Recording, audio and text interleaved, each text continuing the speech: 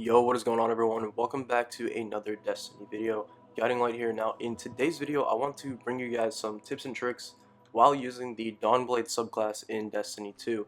Now the full subclasses are not available within the beta, however there are a few tips and tricks that I can give you while using the DAWNBLADE subclass that will definitely help your gameplay once Destiny 2 comes out and for the rest of the beta. Now here's a quick look at everything that I run on my DAWNBLADE. I decided to run the Burst Glide, the Healing Rift, as well as the Firebolts. Now you could choose to run the Empowering Rift or Solar Grenades. You could even choose to run the Fusion Grenades, however, they're not as effective as they were in Destiny 1, and for the most part I found this build to be the most effective for playing Countdown as well as playing Quick Play. So here we go guys, we're going to hop right into some gameplay. I'm going to give you some tips and tricks when using the DAWNBLADE that will definitely help out your gameplay, and hopefully you guys learned something that you maybe didn't actually know yet, and this video can help you guys out.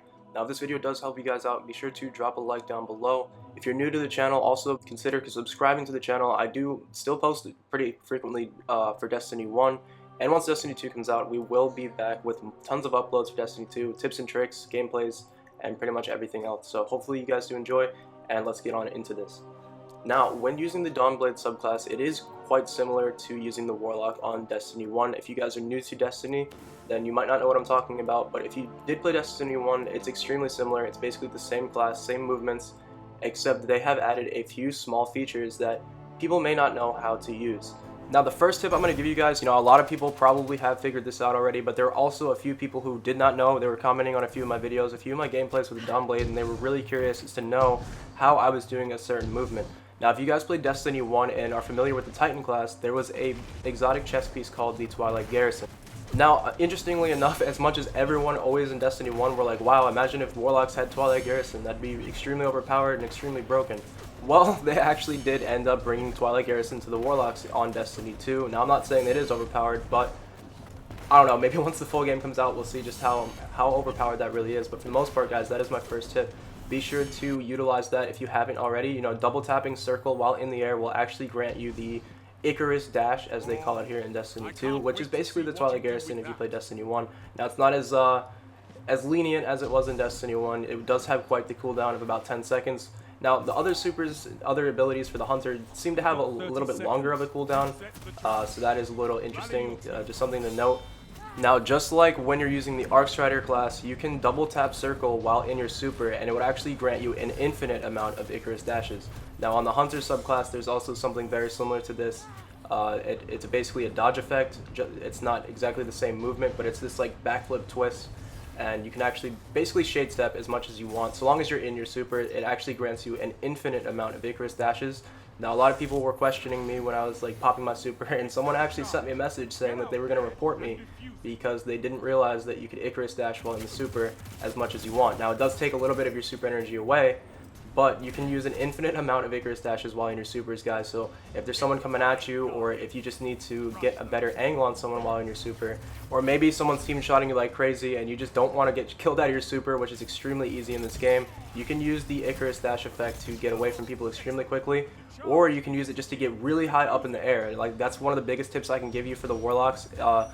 The Warlocks seem to be able to get extremely high up in the air, and there's been many times where I was super high up and people were not able to find me, they weren't able to shoot me. Now, I was still on the radar, but people's first instincts when they see someone around a corner isn't usually to look up in the air. So that's the best tip I can actually give you guys when using DAWNBLADE, or if you're just trying to catch someone by surprise while using the Warlock, just get high up in the air. There's a very good chance they won't see you, and by the time they do, you should already have like the first or second shot on them by then, and you should be able to win just about every gunfight as long as you're not getting team shot. Now, I know that's kind of hard in this game. If you guys have been playing a lot of Countdown or just a lot of Destiny 2 in general, the team shots in this game are pretty devastating. It's very hard to get away from them, which is why it's best just to stay out of visible sight as much as you can.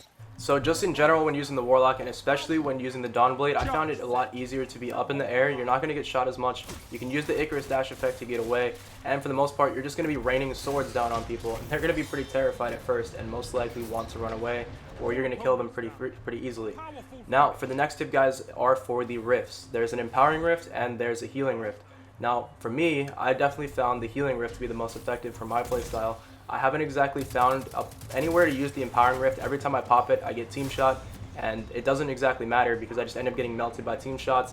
It's a lot easier to bait people with the Healing Rift, so I haven't exactly been testing the Empowering Rift too much. It could be better than I think, if maybe if you just use it a little more, so I definitely don't want to discredit it and say that it's terrible, but the Healing Rift for me in my playstyle are extremely more effective, and I can definitely give you guys some tips to help you guys out when using those. Now, I've mostly used the Healing Rift more as a defensive ability.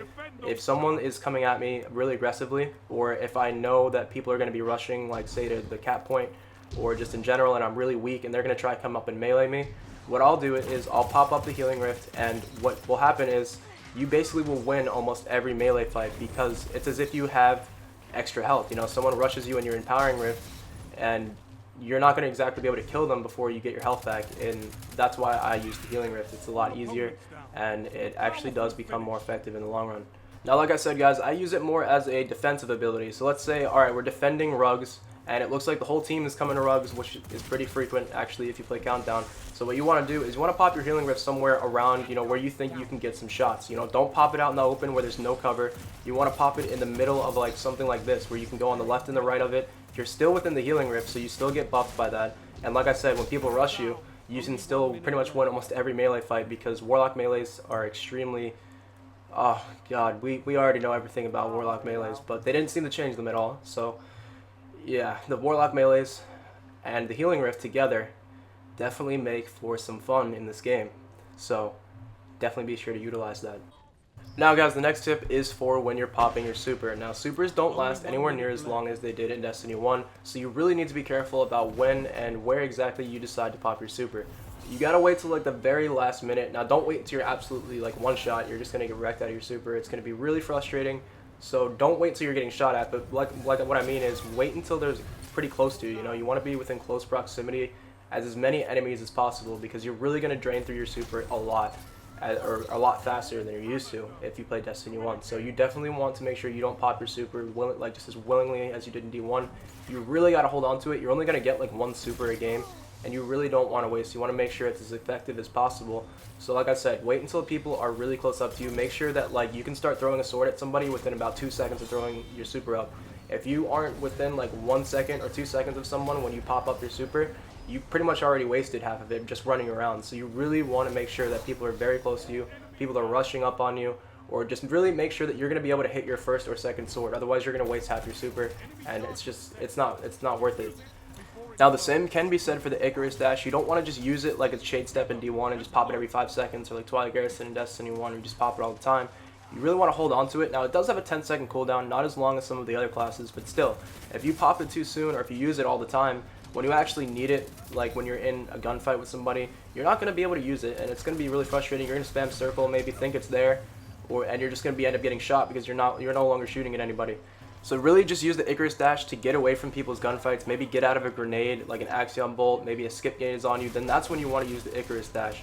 You can also use it like when you're coming around a corner on someone. You can Icarus Dash real quick to get a better angle on them. You're already in the air. So long as you're hitting your shots, it's going to be a lot harder for them to kill you. But in all honesty, the Icarus Dash is pretty effective, but at the same time, you can get melted out of it just as easily. So it's not exactly as effective as Twilight was, or any of the movements were in Destiny 1. You just want to use it as sparingly as possible. If you're looking for something that gives you a lot of movement, a lot of evasive abilities, then use Blink. Go on the Voidwalker and just use Blink. I mean, if you're as good as someone like this guy, or if you use Blink in Destiny 1 and you were really good with it, then Blink is most likely going to be where you want to play. I've never been much of someone to use Blink, but this guy was using it so effectively, and it kind of just made me realize just how effective Blink is in this game. So if you're more of the evasive player or someone that likes to bait people, you can either use the Healing Rift or you can try to use Blink. That's the best way to try to bait someone on a Warlock.